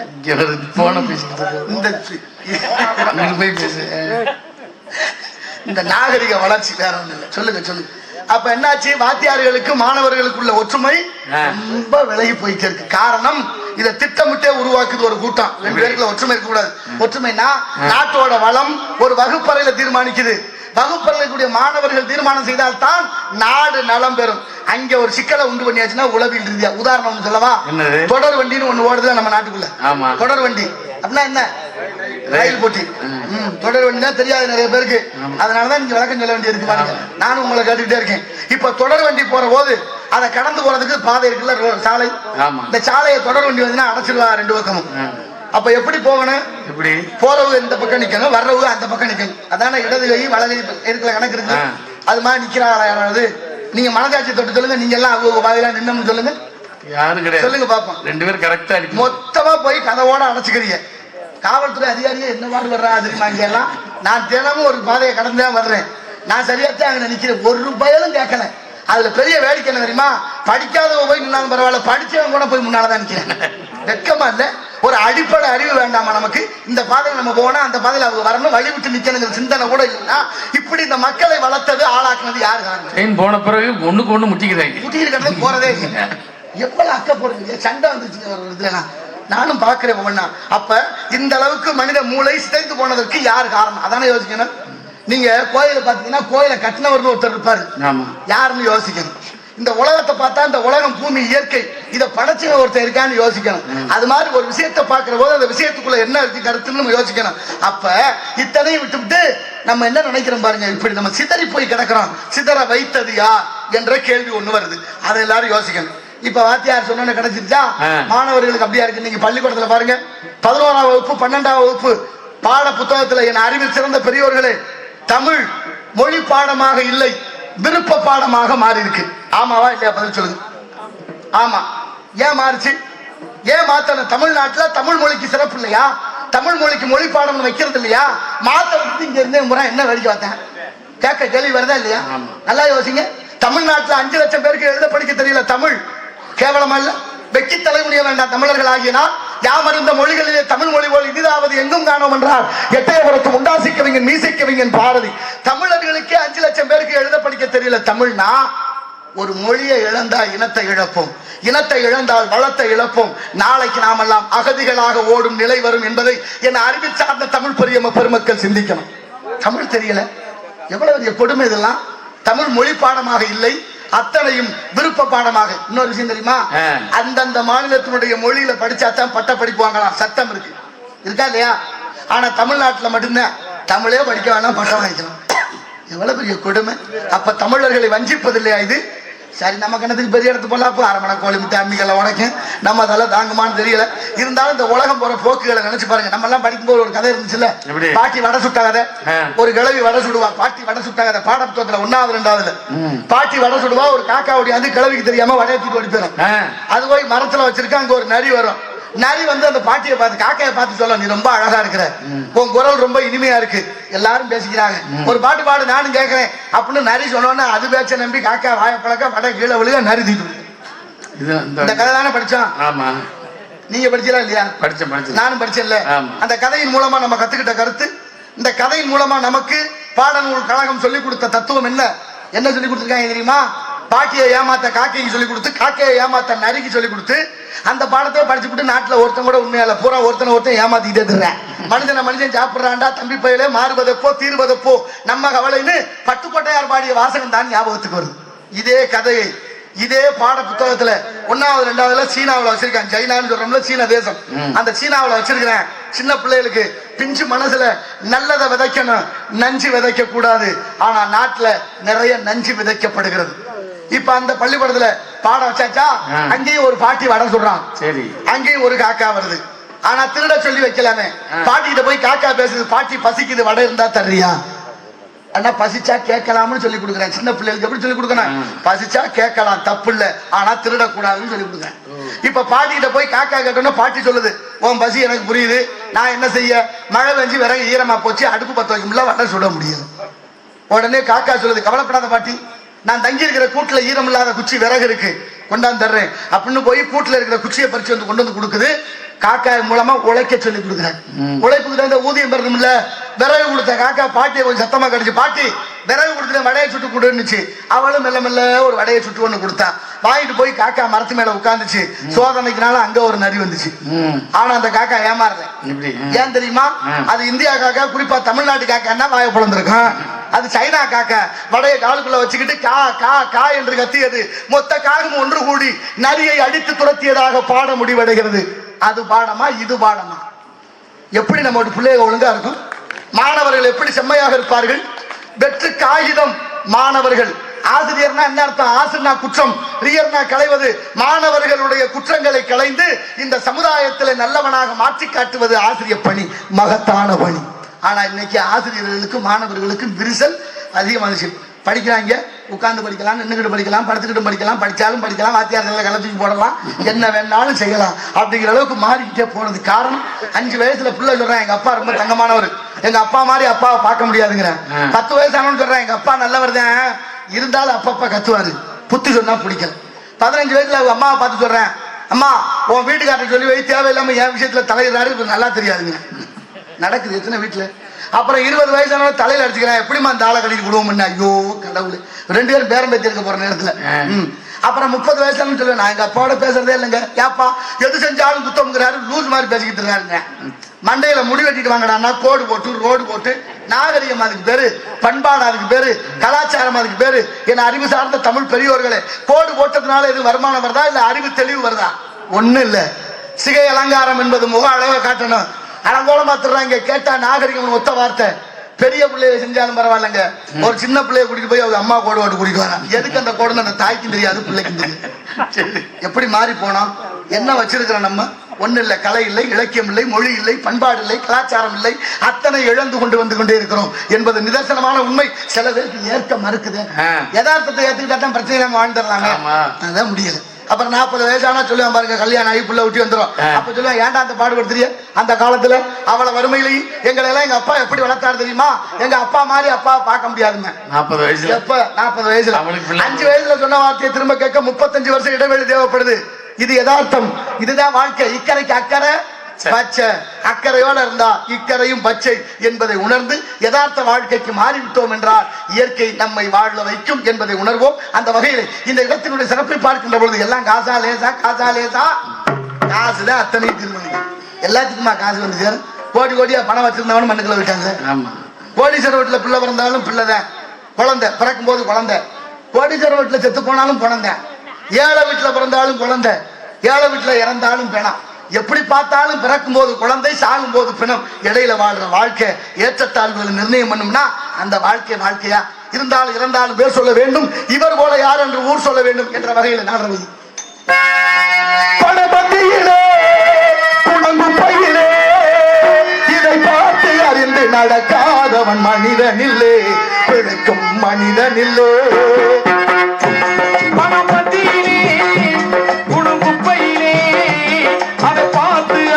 நடக்காதவன் மனிதனிலே, இளைக்கு மனிதனிலே. பணபந்தியிலே குப்பையிலே ஒன்னும் தெரியாதாலும் பணம் இருந்தாலே அவனை உயர்த்தி பேச மனிதன் கூட்டம் நாடும் தப்பாதே.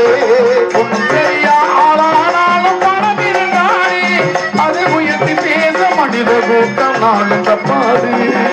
எல்லா அறிவு இருந்திட்டாலும் பணம் இல்லாதாலை, எல்லா அறிவு இருந்துட்டாலும் பணமில்லாத ஆளை உலகம் எந்த நாளும் மனிதனாக மதிக்க மாட்டாரே.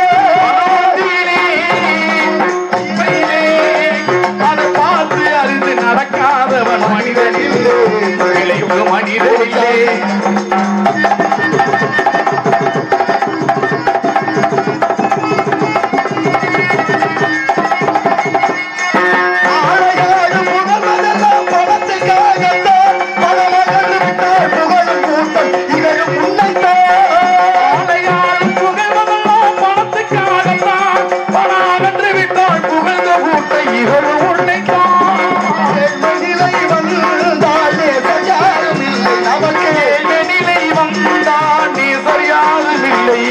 எண்ணி பார்த்து நடக்காதவன்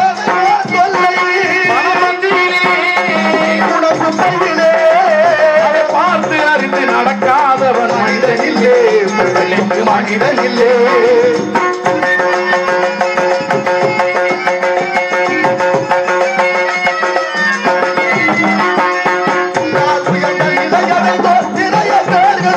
அவர்கள் உணவு நிலை தாண்ட பின்பும் ஒதுங்குவார்கள் கண்டே.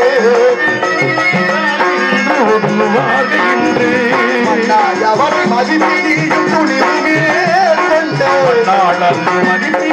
துணிவுமே கொண்டு உயர்ந்து நீடும் பாடுபட்டால் வெற்றியும் உண்டு.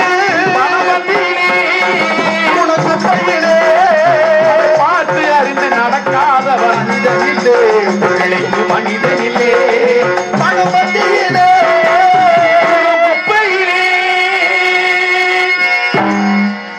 நன்றி நன்றி நன்றி நன்றி. பணத்துக்கும் குணத்துக்கும் பரீட்சை நடக்குது. பார்த்து நடந்துக தம்பி. முன்னோர்கள் காட்டிய வழியிலே எடுப்பு என்று சொன்னால் அதற்கு எதிர்ப்பு தேவை. ஏற்ற பாவை செய்கிறார்களா கலாச்சேவை என்று பட்சத்து கவனிப்போம். நாராயண நமக.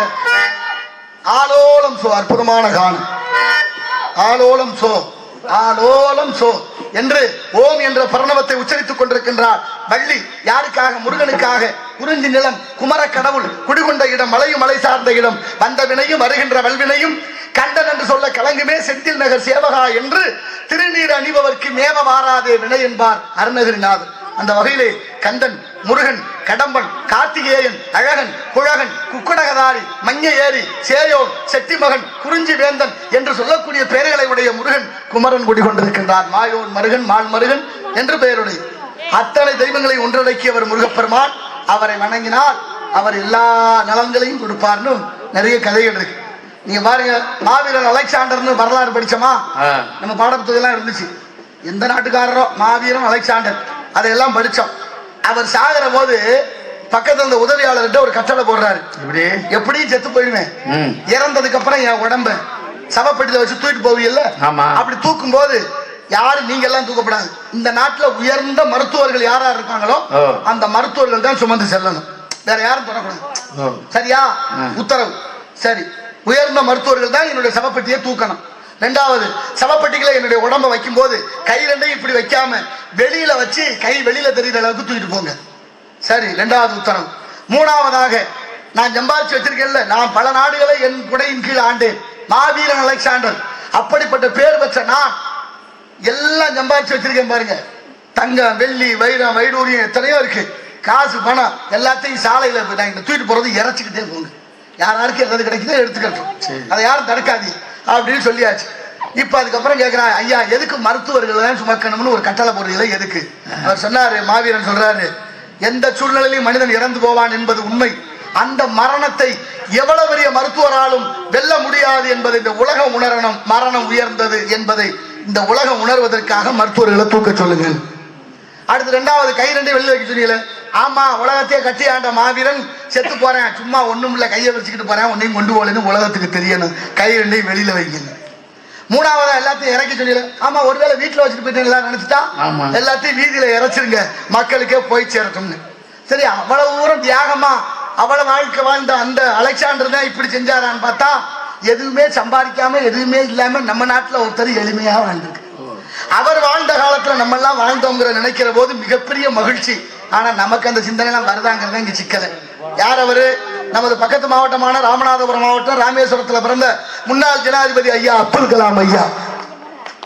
ஜனாதிபதி பதவி அடைச்சிருச்சு, ராஷ்டிரபதி பவன் ஜனாதிபதி மாளிகை உள்ள நுழைகிறாரு, வாயில் காப்பாளன் முடிய வந்து சீக்கிரத்துல அவருடைய காலில் அந்த செருப்பை கலாட்டுறேன். எதுக்கு ஏன்னு கேட்கிறாரு. ஐயா நீங்க கொடுத்துட்டு போங்க, தொடச்சு வச்சிருப்பேன், நீங்க வெளியில வரும்போது போட்டு விடுறேன், அதான் என்னோட வேலை. இது ஒரு வேலையா? இதை நான் செய்ய மாட்டேன்னா, அட பாப்பா உனக்கு வேலை இல்லைன்ட்டார். அவன் பதில் பண்ண, ஐயா வந்தது வரும்னு ஏன் வேலையை தொலைச்சு விட்டியல, வேலை இது இல்லை, உனக்கு வேற வேலை இருக்கு. என்ன? இந்த ஜனாதிபதி மாளிகை முழுவதும் மரம் செடி கொடிகள் நிறைய இருக்குல்ல, அதுக்கெல்லாம் தண்ணி ஊத்த 5 வருஷத்துக்கு போ அப்படின்னு தண்ணி ஊத்த வச்சுட்டார். இப்ப 5 வருஷம் முடிஞ்சிருச்சு. ஜனாதிபதி இந்திய நாட்டினுடைய முதல் குடிமகன், மிகப்பெரிய பதவி, அவர் போட்டா தான் கையெழுத்து சில காரியம் நடக்கும். அப்படிப்பட்ட உயர்ந்த பதவியில இருந்த அப்துல் கலாம் ஐயா வெளியில வர்றாரு. வர்ற போது 2 பொட்டியோட வர்றாரு.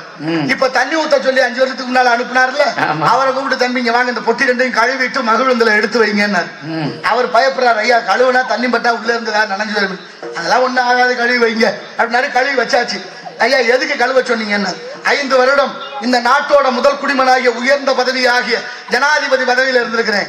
அப்துல் கலாம் ஆகிய நான் ஜனாதிபதி பதவி முடிஞ்சு ஜனாதிபதி மாளிகை விட்டு போற போது ஒரு தூச கூட நான் எடுத்துக்கிட்டு போலன்னு இந்த உலகம் சொல்லணும், அதுக்காகத்தான் கழுவ சொன்னேன்.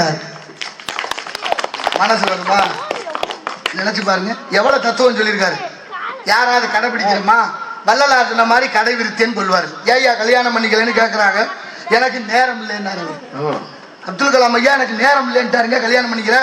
நம்ம ஆளுகளை கேட்டு பாருங்க, அதை தவிர மற்றதுக்கெல்லாம் நேரம் இல்லைன்ற. எப்படி சிந்தனையில நம்ம இருக்கோம், எவ்வளவோ தத்துவங்கள். அவர் கருடனை போல வாழணும்னார். இளைஞர்களுக்கு ஒரு கருத்து சொல்றாரு, கருடனை போல. ஏன் கருடனை போல வாழணும்? மேகம் சூழ்ந்து மழை வரப்போகுதுன்னு தெரிஞ்சா கருடன் மேகத்துக்கு மேல போயிருமா, மழை பெய்ததுக்கு அப்புறம் கீழே வரும். அப்ப இளைஞர்களே துயரம் என்று ஒண்ணு வருதுன்னு தெரிஞ்சா அந்த துயரத்தை கடந்து செல்ல பழகுங்கள், ஆக வெற்றி எல்லாம். நமக்கு எப்போதும் வெற்றிதான் சொல்லி கொடுத்த மகான் அப்துல் கலாம் ஐயா. அவ்வளவு உயர்ந்த நோக்கத்தோடு உயர்ந்த சிந்தனையோடு வாழ்ந்தவர்கள் எல்லாம் கொஞ்சம் கொஞ்சமா என்னமோ நடக்குது. நம்ம வீட்டுல உங்க தாத்தா தெரியுமில்ல? உங்க தாத்தாவுக்கு அப்பா தெரியுமா?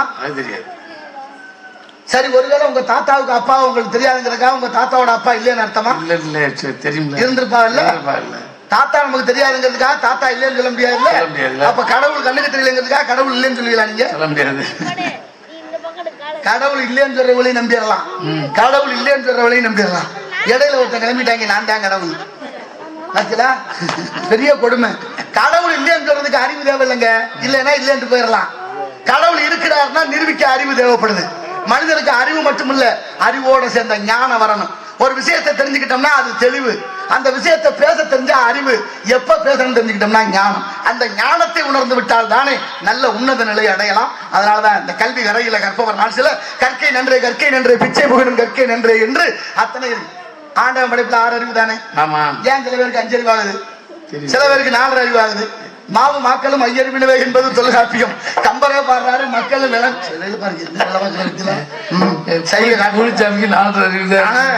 ஏன்னா சில வீட்டுல போய் கேட்டு பாருங்க, ஏமா உங்க வீட்டுக்காரங்க அது நாங்கிட்டு தான் தெரியும் எங்க வர அப்புறம் வரும் அப்படின்னா இந்த தம்பியை பேசிக்கிட்டு இருக்காங்க பாருங்க.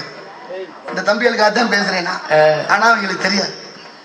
ஒரு நான் போன மாசம் ஆடி 21 தம்பி லட்சுமணனுடைய நாடகம் சிவகங்கை தொடர்வண்டி நிலையத்துக்கு பக்கத்துல இந்த மாதிரி மேடையில நான் பேசிக்கிறேன் பாடிக்கு நிற்கிறேன். ஒரு பையன் கூட்டத்துல இருந்து எந்திரிச்சு இப்படியே வந்தாங்க. அந்த தம்பிக்கு வயசு அதிகபட்சம் 8 வயசு இருக்கும், அவ்வளவுதானே பாருங்க.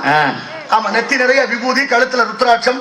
அப்படியே அங்கே இருந்து எந்திரிச்சு வந்தேன். நான் நினைச்சேன் அன்பளிப்பு கொடுக்க வர்றேன் ஆம்பளுக்கு. நம்ம புத்தி அப்படித்தானே போகல, யதார்த்தத்தை ஒத்துக்கணும்ல. ஒரு வேலை அன்பளிப்பு கொடுக்க வரலாம்னு நினைச்சிருக்கலாம் தானே. அதுக்கப்புறம் தான் யோசிச்சேன். அப்புறம் தம்பி மேடைக்கு வந்து இந்த இடத்துல நான் அங்கிட்டு நிக்கிறேன். ஐயா நான் ஒரு கேள்வி கேட்கிறேன், பதில் சொல்லுங்க. என்ன எனக்கு அங்கமே ஒரு கேளுங்க சாட்சிக்கு அவர் தான் அப்படியே ஆடி போச்சு. சரி கேளுங்க தம்பி சொல்றேன்னு நான் ரொம்ப பணிவா கேட்டேன். இது எத்தனை இல்ல, இதை இறக்கி வச்சேன், ஒளி வாங்கிய கீழே இறக்கி வச்சேன். ஒரு கேள்வி கேட்டாரு பாருங்க அந்த தம்பி. ஐயா கடல்ல போறவங்க கப்பல்ல போறாங்கல்ல, ஆமா, கடல்ல கப்பல் கவிழ்ந்தாலும் கன்னத்துல கை வைக்க கூடாதுன்னு சொல்றாங்களே, எந்த கண்ணம்னு சொல்லுங்க. ஏங்க எனக்கு ஒரு வினாடி அப்படியே தம்பிச்சு போனேன். முருகா நீ தான் என்ன சோதிக்கிறியாப்பா. ஒரு சின்ன பிள்ளை உருவத்துல வந்து என்ன ரொம்ப பதறி போனேன். பதறிட்டு விளக்கத்தை சொன்னேன். நன்றிங்க ஐயா, ரொம்ப சந்தோஷம். யாருமே சொல்றது இல்ல, எல்லாரும் இந்த கண்ணத்தை நினைச்சுக்கிட்டு இருக்காங்க. நீங்க மக்களுக்கு தெளிவா சொல்லுங்கன்னு சொல்லிட்டு போறேன். போனதோட நான் கேட்கிறேன், பேர் என்னப்பான்னு கேட்கிறேன். முத்துக்கருப்பண்ண. அப்ப முருகன் தானே. எவ்வளவு பெரிய உன்னதமான நிகழ்வு, நம்பிக்கை சார்ந்த விஷயம் இந்த பக்தி. அந்த நம்பிக்கை கெட்டுச்சுன்னா பக்தி தப்பா போய். இப்ப அந்த தம்பி கேட்டான கேள்வி எத்தனை பேருக்கு தெரியும்? பதில் சொல்லுங்க. கடல்ல கப்பல் கவிழ்ந்தாலும் கன்னத்துல கை வைக்கப்படானா? எந்த கண்ணம்? கண்ணம்னா களவுன்னு ஒரு வார்த்தை இருக்கு. கடல்ல கப்பலே கவிழ்ந்தாலும் ஒண்ணுமே இல்லைனாலும் பிச்சை எடுக்கலாமே தவிர களை வாங்க கூடாதுன்னு சொல்லப்பட்ட வார்த்தை களவு கண்ணம் என்ற வார்த்தை. இதை செய்யக்கூடாது அந்த பிள்ளை என்ற கேட்ட மெய் சிலிர்த்து போனேங்க. நானு அந்த தாய் தந்தையருக்கு நன்றி சொன்னேன். அந்த பெத்த வயிற்றுல பால வார்த்தையும் இல்லை, நம்மளும் பிள்ளைய பெற்று வச்சிருக்கோம். என்ன தச்சு பெத்த வயிற்றுல பிறண்டே வச்சு கட்ட. ஏன் காரணம் என்ன தெரியுமில்ல? பட்டம் தவறுனா நட்டம். மண்ணு எப்படியோ அது போலதான் வளரக்கூடிய பயிர் காட்டும். அதனாலதான் நிலத்தில் கிடந்தமை கால் காட்டும் காட்டும் குடியில் பிறந்தவருடைய வாய்ச்சொல். தத்துவங்கள் நிறைய சொல்லிக்கிட்டே இருக்கலாம். நல்லவர்கள் நிம்மதியா வாழ முடியல நாட்டுல. நல்லவர்கள் நிம்மதியா வாழணும்னா 3 துறை சரியா இருக்கணும். முக்கியமா ஏதாவது அரசியல் துறை, நீதித்துறை, ஐயா மன்னிக்கணும் காவல்துறை, இது 3 சரியா இருந்தா நல்லவர்கள் நிம்மதியாக வாழலாம். அதான உண்மை, அதான யதார்த்தம். நீங்க நல்லவர்களாக இருக்கிறது ஆபத்துங்கிறாரு மேல்நாட்டறிஞன் பெருநாட்சா. நபிகள் நாயகத்தை கல்லால் அடிச்சது இந்த உலகம். ஏசுநாதர சிலுவையில் இருந்த இந்த உலகம். அப்பர் பெருமான கல்ல கட்டி கடல்ல போட்ட மகேந்திர வல்லவன். ஞான சம்பந்தர் குடியிருந்த மனதுக்கு தீ வச்சான் சமணர்கள் மதுரையிலே. இந்த உலகம் உருண்டேன்னு கண்டுபிடிச்ச விஞ்ஞானி கிரேக்க விஞ்ஞானி கல்லிலியோவை உயிரோட கொளுத்தியது உலகம். மகாத்மாவை சுட்டது இந்த உலகம். இதை விட என்ன வேணும்? வீட்டுக்கு வீடு ஆட்டுக்குட்டி பிள்ளை மாதிரி வளர்க்குறோம். ஆடு பிள்ளை மாதிரி வளர்ந்து மச்சான் வீட்டுக்கு வந்துட்டா அதுக்கு ஆகி முடிஞ்சு. எந்த ஆட்டுக்குட்டியாவது பேரம் பேத்தி அடிச்சு செத்துருக்கா? ஆடு கடிச்சு மனுஷன் ஜாகல, கோழி ஒத்தி மனுஷன் ஜாகல, மாடு கடிச்சு மனுஷன் ஜாகல, மீன் கடிச்சு மனுஷன் ஜாகல, அதெல்லாம் கடிச்சு மனுஷன் ஜாகல. நான் ஒன்னும் சொல்லல. ஆடு செய்வோம், மாடு செய்வோம், மான் செய்வோம், குரங்கு செய்வோம், யானை செய்வோம், இத்தனையும் செய்வோம். மனுஷன் மட்டும் சைவம்னா சாப்பிட வர்றதில்லை. சைவம்னா என்னன்னு கேட்கிற ஊரா இருக்கு சில ஊர்கள். எங்க போய் சொல்ல சைவம் அவ்வளவு சிறந்தது. உணவு, அதுதான் முதல்ல சொன்னேன், உணவு மனிதனுடைய உணர்வை கொடுக்கும். ஆடு மாடு மனிதனுக்கு பல்லு தட்டையா இருக்கு. ஏன்னா அறிவில் சிறந்த தமிழ் பெரியவர்களை சிந்திங்க. ஆடு மாடு மனிதனுக்கு பல்லு தட்டையா இருக்கு. ஏன்னா தாவரத்தை உண்ணுவதனால. நாய் நரி புலி சிங்கத்துக்கு பல்லு கூர்மையா இருக்கு. ஏன்? மாமிசத்தை உண்ணுவதனால. நம்ம சாப்பிடுற உணவு நம்மளுடைய குணத்தை மாத்துது. ராட்சசம், தாமசம், சாத்வீகம் அப்படிங்கிற 3 குணம் இருக்கு. ராட்சசம்னா என்ன? நல்லா இருக்கலாம், நல்லா தானே அப்படின்னா அதுக்கு பேர் ராட்சசம்.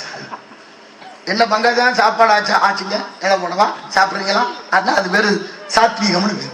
தாமசம்னா என்ன பண்ண தெரியுமில்ல? என்ன மச்சான் எந்த ஊர்ல இருந்து வர்றீங்க, எதுவுமே பதில் சொல்லாம அங்கேயும் இங்கேயும் பார்த்துட்டே இருந்தீங்கன்னா அதுக்கு பேர் மந்தம். அதான் தாமசம்னு பேரு.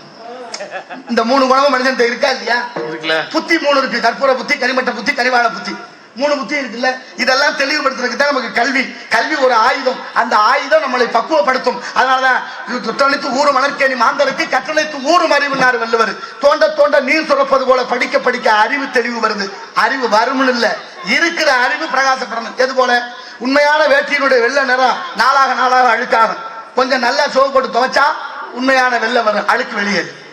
அது போல இந்த இடம் அழுக்கா இருந்தா தொடச்சி எடுத்துடலாம், பாத்திரம் அழுக்கா இருந்தா விளக்கி எடுத்துடலாம். மூளை அழுக்காச்சுன்னா ஒரே ஒரு ஆயுதம் கல்வி ஒன்றுதான். அந்த கல்விதான் நமக்கு சிறந்த ஆயுதம். அதை பயன்படுத்த வேண்டும். அதுவே சரியா சமமா எல்லோருக்கும் போய் சேரணும். ஆனா 78 ஆண்டு சுதந்திரம் கொண்டாடியும் இன்னைக்கு வரைக்கும் நாமெல்லாம் பாமரர்களாக இருக்கிறோம், பாமரர்களாக வைக்கப்பட்டுக் கொண்டிருக்கிறோம்.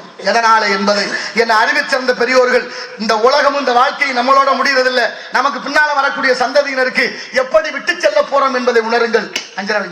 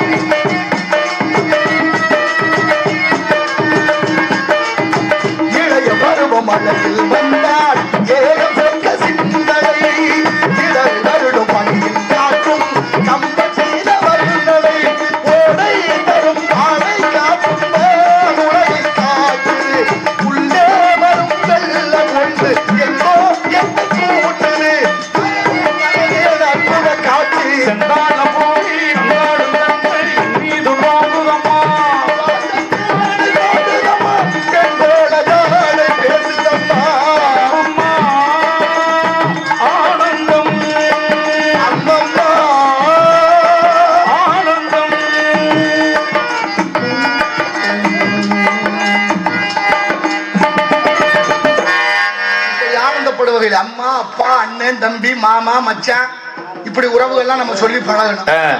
அண்ணான்னு கூப்பிட்டா, அப்புறம் அண்ணன்னு கூப்பிட்டான், தம்பின்னு கூப்பிட்டான், அப்புறம் ஆங்கிலத்துல பிரதர்ன்னு கூப்பிட்டான். இப்ப என்னமோ புறான்றாங்க. புதுசு புதுசா புறாவா புறாவா என்னையா கொடுமையா போகுது. கழுத ரேஞ்சு கட்டர்பான கதையாவில போச்சு, மோசமா போச்சு. இந்த ஒரு வருஷம் நாகரிகம் இப்படி வளருமா? ஒரு வருஷம் இந்த ஒரு வருஷம் 1.5 வருஷம் கொடுமை இதெல்லாம். யாம் அறிந்த மொழிகளிலே தமிழ் மொழி போல் இனிதாவது எங்கும் காணோம் என்றார் எட்டயபுரத்து முண்டாசி கவிஞன் மீசை கவிஞன் பாரதி.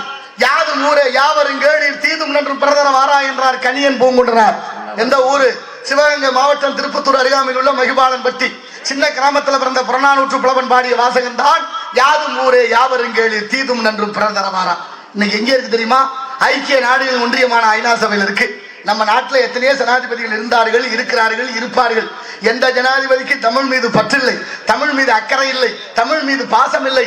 ஆனா நமது ஜனாதிபதியா இருந்த ஐயா அப்துல் கலாம் ஐயா தான் அந்த ஐநா சபையில முழங்கினார் யாதும் ஊரே யாவரும் கேளீர். இன்னைக்கு வலைதளங்கள்ல இருக்கு, தட்டி பாருங்க.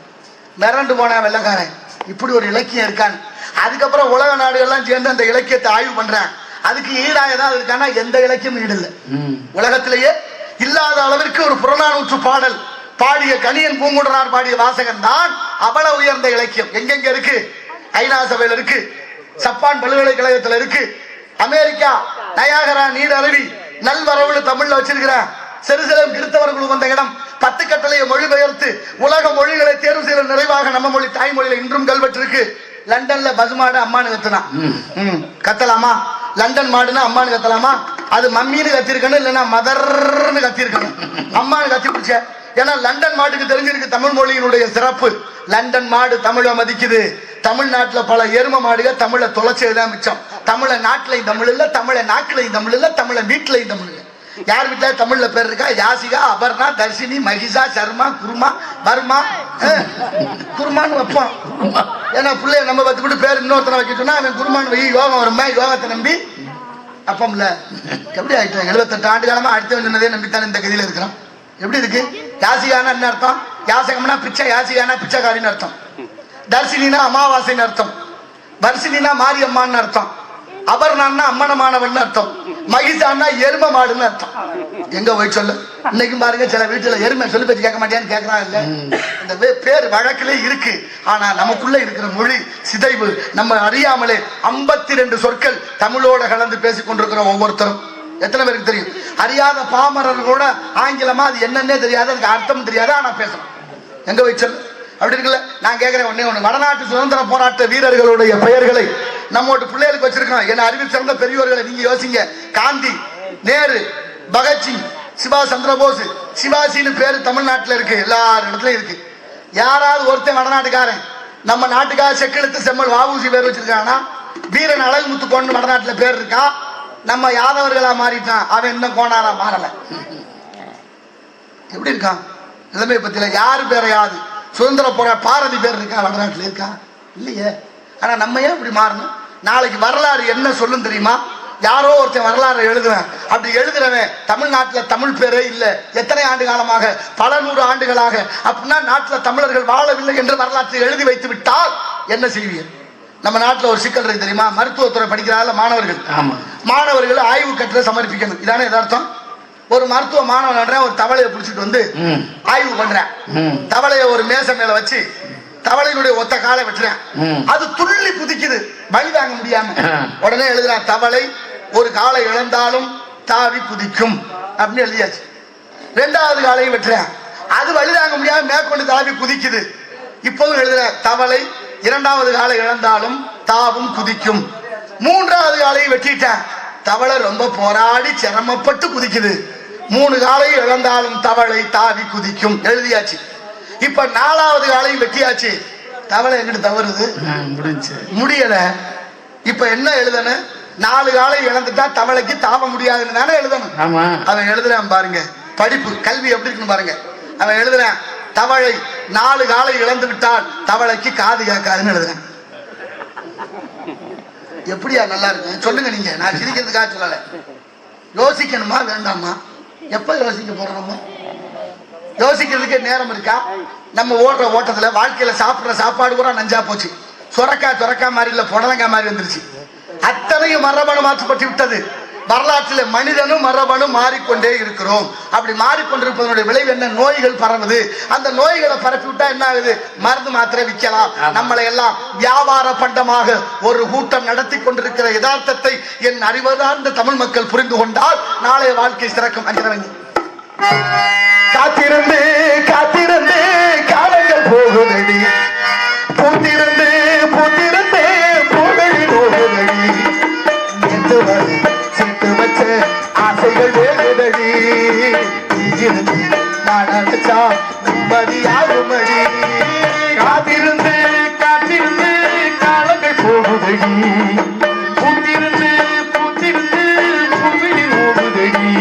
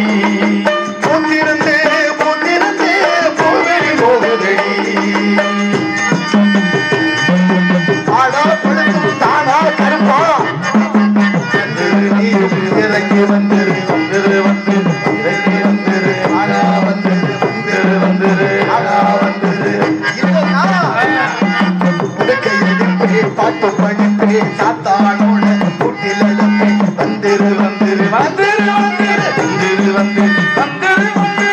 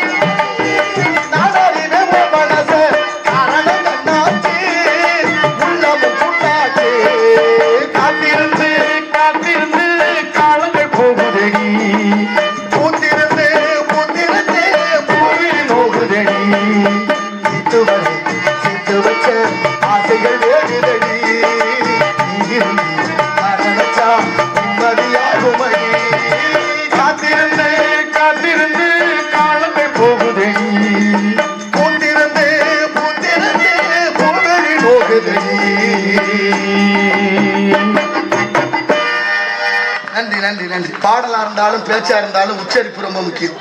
இந்த தமிழ்ல இந்த அழகு மொழி, இந்த பழம் அப்படிங்கிற உச்சரிப்பு, அதான் மொழி அப்படிங்கிற உச்சரிப்பு இல்லைன்னா அந்த தமிழ் நமக்கு பயன் தராது.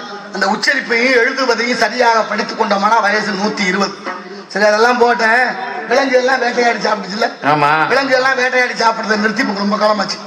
ஏன்னா நம்ம ஆளு சுற்றுலாங்கிற பேர்ல ஊட்டி, கொடைக்கானல், இந்த ஏற்காடு எங்க போறாங்களா, அங்க போனோடனே அங்க இருக்கிற விலங்குகளுக்கு இங்க போற போதே வாழைப்பழம், ரொட்டி, நிலத்தெல்லாம் வாங்கிட்டு போய் குரங்கு, மயில், யானைன்னு கொடுக்க அது பூரா ரோட்ல நிக்குது. இப்ப யாராவது வருவாங்களா கொடுப்பாங்களான்னு அது வேட்டையாடுறத விட்டு வேடிக்கை பார்க்க. இப்ப சிங்கம் என்ன வந்துச்சு, சாப்பாட்டை நம்ம என்னத்த வேட்டையாடணும்னு சாப்பாட்டை வீட்டுக்கே கொண்டாட சொல்லுவோம்னு முடிவு பண்ணி சிங்கம் ஒரு ஆளை ஏற்பாடு பண்ணிச்சு. அதுக்கு எடுபடி ஒரு ஆள் இருந்துச்சு. சிங்கம் தானே காட்டுக்கார ராஜா, தலைவர் இல்ல, அவரு தலைவருக்கு ஒரு எடுபடி யாருன்னா நரி. நரிய கூப்பிட்டு தலைவர் சொல்றாரு, போய் சீக்கிரம் சாப்பாடு ஏற்பாடு பண்ணு, வயிற்ற பசிக்குதுன்னு. பதறி போய் நரி ஓடுது காட்டுக்கல. தலைவருக்கு பசிக்குதாங்கள, சாப்பாடுக்கு ஏற்பாடு பண்ணுங்க, நம்மளை போட்டு தள்ளிடுவானே அப்படின்னு பயந்து நரி காட்டுக்குள்ள போய் தேடுது. ஒண்ணும் சிக்கலா கலந்து கடைசியா ஒரு கழுதை சிக்கிருச்சு. கழுதை சிக்கிருச்சு. கழுதைகிட்ட போய் எப்படி சொல்றது, தலைவருக்கு பசிக்குதான் உன்னை சாப்பிடணுமா வர சொல்றாருன்னா வருமா? அது பின்னங்கால் பொருளில் அடிக்க ஓடி போயிடும். கழுதைகிட்ட போய் நரி தந்திரமா பேசுது. என்ன நரி, கழுதையார நல்லா இருக்கீங்களா? நல்லா இருக்கேன். நீங்க எப்படி? நானும் நல்லா இருக்கேன். இன்னைக்கு பொழுது விடிஞ்சது உங்களுக்கு தான் யோகம் அப்படின்னு நரி சொல்லுது. கழுதை திகச்சு போய் கேக்குது, எனக்கு யோகமா? என்ன பாரு யோகம் வரும்னு எல்லாரும் படம் முடிச்சு மாட்டியிருந்தாங்க. இப்ப எனக்கு யோகம் எப்படி? ஒண்ணு இல்ல, நம்ம தலைவர் இருக்காருல்ல, யாரு, சிங்கம். ஆமா, ரொம்ப காலமா அவர் தலைவரா இருந்துட்டாங்க. என்னத்த தலைவரா இருந்தா புதுசா யாரையாவது தலைவரா வைக்கலாமேன்னு அவர் யோசிச்சாராம். அப்படியா, சரி. அப்புறம் யார தலைவரா வைக்கலாம்னு யோசிச்சுக்கிட்டே இருந்திருக்கிறாரு. அந்த யோசனையில உங்க வேலை ஞாபகத்துக்கு வந்துருச்சு. அதனால உங்களை தலைவராக்கணும்னு என்ன சொல்லி கூட்டியார்த்தினாரு, வாங்கன்னு நரி சொல்லுது. கழுதை நம்பிருச்சு. தலைவர் பதவிக்காக என்ன பாடுபடுத்துறாங்க, கொஞ்சமா நஞ்சமா. ஆனா நாட்டை ஆடுறவங்களும் பதவிக்கு படுத்துறாங்க, சங்கத்துல இருக்கிறவங்களும் பதவிக்கு படுத்துறாங்க. இந்த கொடுமை எங்க சொல்ல, ஒரு 500 பேருக்குள்ள எவ்வளவு சட்ட சிக்கல் இருக்கு, முடியலையே என்னத்த சொல்ல. அப்புறம் என்னாச்சு, பதவிக்கு ஆசைப்பட்டு கழுதை அங்க வந்துச்சு. சிங்கம் பசியோட இருந்தது, எட்டி பிடிக்கலாம்னு தாவுச்சு. கழுதை பயந்து ஓடலாம்னு தெரிஞ்சு காது ரெண்டா திக்கிருச்சு. கழுதை காது இல்லாம ஓடுது, பின்னால நரியும் ஓடுது. என்ன கழுதை யாரை பொசுக்குன்னு முடியாச்சு. என்ன அட பாப்பா, என்ன பதவி கொடுப்பான்னு கூப்பிட்டு அவன் காதை பிடிச்சி அக்கறா நான் இல்லைச்சு. வா, எதுக்கு காதை எடுத்தாரு தெரியுமா? நீ தலைவர் ஆயிட்டா சும்மா இருப்பாங்க, உன் தலையில கிரீடம் வைப்பாங்க. கிரீடம் வைக்கும் போது காது இருந்தா இடைஞ்சலா இருக்கும், ஒழுங்கா வைக்க முடியாது. அதனாலதான் காது இருந்தா எடுத்தாருன்னு சொல்ல கழுதை நம்பிருச்சு. ஏன் தலைவர் ரெண்டாவது முறையா வந்துச்சு. கழுதை வந்தோடனே மறுதரம் பிடிக்கலாம்னு சிங்கம் பாஞ்சிச்சு. கழுதை தப்பிச்சு திரும்பிச்சு இல்ல, கழுதையோட வாழை திக்குது. கழுதை வாழ் இல்லாம ஓடுது, பின்னால நரி ஓடிக்கிட்டே. என்ன கழுதை சொல்லி பேச்சு கேட்காத கழுதை இப்படி ஓயாம ஓடியாது. அட போப்பா, அவன் என்ன பதவி கொடுப்பான்னா காதை பிடிச்சாக்குறேன், இல்லை நான் வாழை பிடிச்சாக்குறேன். இப்ப இருக்கிறது உயிர் ஒண்ணுதான், அதையும் விட சொல்றியா? அப்படிலாம் ஒண்ணு இல்ல. காது எடுத்தது எதுக்குன்னு சொன்னா, அது மாதிரி எதுக்கு வாழை எடுத்தாரு தெரியுமா? நீ தலைவர் ஆயிடுச்சுன்னா உன்னை சிம்மாசனத்துல உட்கார வைப்பாங்க, உயர்ந்த இடத்துல. அந்த சிம்மாசனத்துல உட்காரும் போது உனக்கு வாழ இருந்தா இடைஞ்சலா இருக்கும். அதனாலதான் வாழாத்தாருன்னு சொல்ல கழுதை நம்பிருச்சு. 2 தரம் பட்டு முத்தி வரலைன்னா இப்ப பாருங்க என்ன காரணம், பதவி அவளை ஆசை. பதவி வேணுமேங்கிற ஆசையில 3வது தரமா வந்துச்சு. 2 தடவை தப்பிச்சு போன கழுதைய 3வது தடவை விட்டு வைக்குமா சிங்கம்? ஒரே அடி கழுதை செத்தே போச்சு. இப்ப செத்து போன கழுதைய சிங்கம் உத்தரவு போடுது, நரிக்கு தூக்கிட்டு போ, தோலை உரிச்சு எல்லாத்தையும் பக்குவமா எடுத்து கொண்டுகிட்டு வந்துச்சு. சிங்கம் சொன்னதை கேட்டு நரி கழுதையை தூக்கிட்டு போய் உரிச்சு எல்லாத்தையும் பக்குவமா வச்சுட்டு கழுதைக்கு இருந்த மூளை எல்லாத்தையும் நரி தின்னுட்டு பாக்கி எல்லாத்தையும் கொண்டு வந்து தலைவர் சிங்கத்துக்கிட்ட வைக்குது. தலைவர் பாக்குறாரு, சிங்கம் ஈரல், தாம்பரங்காய், குடல், கறி, தலையில நாக்கு எல்லாம், எங்கடா மூளையை காணு அப்படின்னு பதறிடுச்சு சிங்கம். கழுத நரி நக்கலா சிரிக்குது. ஏன்டா சிரிக்கிறா? எங்க கழுதைக்கு மூளை இருந்துச்சு? என்ன தலைவர நீங்க, மூளை இருந்திருந்தா கழுத 3 தடவை என் பேச்சை கேட்டு வாங்கிட்ட வந்து சாகுமான்னு நரி. மூளை இருந்தா கழுத 3 தடவை என் பேச்சை கேட்டு வாங்கிட்ட வந்து செத்து போச்சு. அந்த கழுதைக்கு போய் மூளை இருக்குன்னு கேட்குறீங்க, நியாயமா? இப்படித்தான் சில பேர் தெரியாம எங்க போய் சொல்ல. ஆனா உண்மையிலே கழுதைக்கு மூளை இருந்துச்சு, அதை பயன்படுத்தல, தின்னது நரி. ஆனா சிங்கம் நம்ப வச்சிருச்சு சிங்கத்தை நரி. இப்ப உண்மையிலேயே சொல்றேன், 78 ஆண்டு சுதந்திர இந்தியாவில இன்னைக்கு வரைக்கும் பாமரர்களாக இருக்கிறோம். காரணம், நமக்குள்ளேயே சில குள்ள நரிகள் தெரிஞ்சு நம்ம மூளையை தின்னுட்டு பல பேரை சிங்கமாக்குனதுதான் காரணம். சிங்கம் கிட்ட போக முடியல, கடிச்சு குதிரை தயாரா இருக்கு. இதுதான் நிலைமை என்பதை உணருங்கள். நாளைய தலைமுறையை வளர்ப்பதற்கு நல்ல வழி காணுங்கள் என்று அறிவு சார்ந்த தமிழ் மக்களை கேட்டுக்கொண்டு பணியை தொடர்கிறேன். மறைவான காவல் சுந்தரம் நிறைந்த கொம்பும் சிறந்த மக்கள் இவள் எந்த உலகில் ஏன் வந்தார்? சுந்தரம் நிறைந்த கொம்பும் சிறந்த மக்கள் இவள் இந்த உலகிற்கு ஏன் வந்தார்? அந்தரமி உந்த தேவன் உந்தமி உலகவரும் அந்தரமி கிந்தவன் துந்திம மனக்கவரும் இந்த நமக்கு எந்த கந்தசாமி கேட்கவில்லை. சுந்தரம் நிறைந்த கொம்பும் சிறந்த மக்கள் இவள் எந்த உலகில் ஏன் வந்தார்? ஏன் வந்தார்?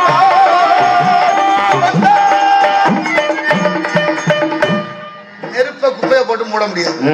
நெருப்ப குப்பையை போட்டு மூட முடியாது. பஞ்சபூதம் இருக்குல்ல, நீர், நிலம், நெருப்பு, காற்று, ஆகாயம், 5 இருக்குல்ல. இந்த 5ஐயும் மீறி எதுவும் நடக்காது. இந்த 5க்குள்ள கட்டுப்படுத்த நம்ம வாழணும், வேற வழியே இல்லை. இந்த 5லயும் 4 ஒரு விதம், நெருப்பு மட்டும் தனி விதம். அதனாலதான் நெருப்ப கடவுளா கும்பிட்டாங்க எல்லாரும். சுடர் கடவுள் என்று, சுடர் அந்த கடவுள் என்று. இன்னைக்கு பாருங்க, தீக்குச்சை பத்த வச்சு இப்படி குப்பரை பிடிச்சா கூட தீ மேல் நோக்கி தான் எரியும். பார்த்திருக்கீங்களா? அது மாதிரி நெருப்பு ஒண்ணுதான், தன்னோட எது சேர்ந்தாலும் நெருப்பாவே ஆக்கிரும். நெருப்புக்குள்ள எது போட்டாலும் நெருப்பு நெருப்பாவே மாறிக்கிட்டே இருக்கும். ஆனா மத்த பொருள் அப்படி இல்லை. தண்ணி மேல இருந்து வருதா, விழுகிற இடத்தை பொறுத்து நிறம் மாறிடும். அந்த இடம் எப்படியோ அது மாதிரி மாறிடும். கடல்ல விழுந்தா உப்பா போயிடும், நல்ல இடத்துல விழுந்தா நல்ல தண்ணி ஆயிடும். அது போல சாக்கடையில் விழுந்தா சாக்கடை ஆயிடும். அது போல தண்ணியை ஒரு பாத்திரத்தில் எடுத்தோம்னா பாத்திரம் என்ன வடிவமோ அந்த வடிவத்தை தண்ணி தாங்கிரும். அதனாலதான் மத்த அந்த 5 பஞ்சபூதங்களில் 4 ஒரு விதம், நெருப்பு ஒரு விதம். அதனால நெருப்பு போல தீப்பொறிகளாக எல்லோரும் ஒன்று சேர்ந்தால் தீ பந்தங்களாகி சுடர்விட்டு இந்த உலகத்தை வெல்லலாம் என்பது சாணக்கியர்களுடைய வாக்கு. ஆகையினாலே வருகிறான் காவலன், அவளை சந்திப்போம். பிறகு நமது சிந்தித்து கழகத்தை துவங்கினார்.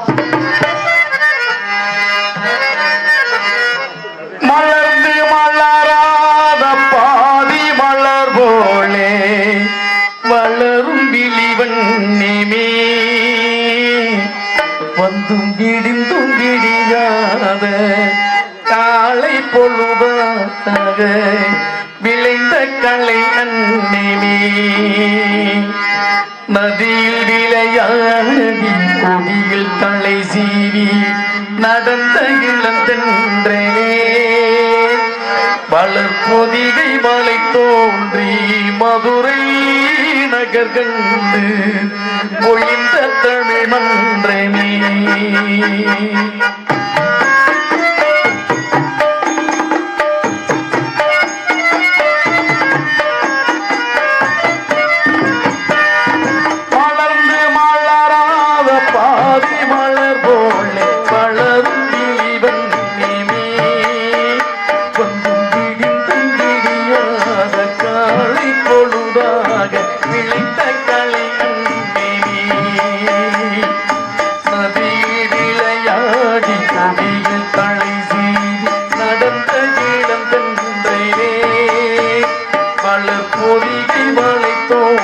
மதுரை நகர் கண்டு பொழிந்த தமிழ் மன்றமே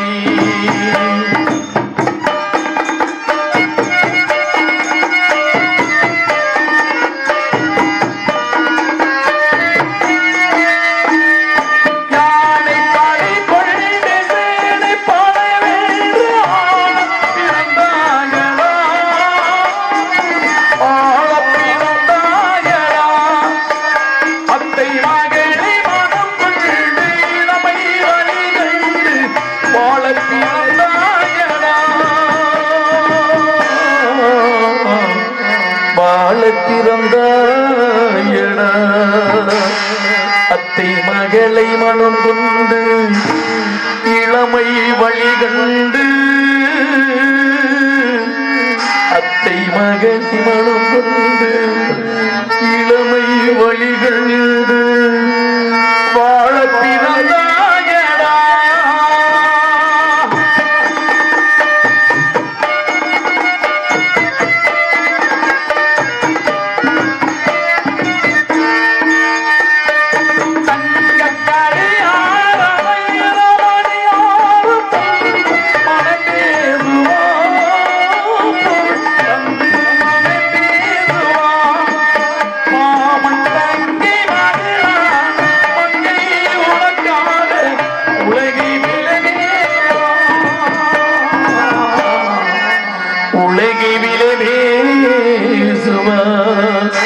மாமன் தங்கை மகளா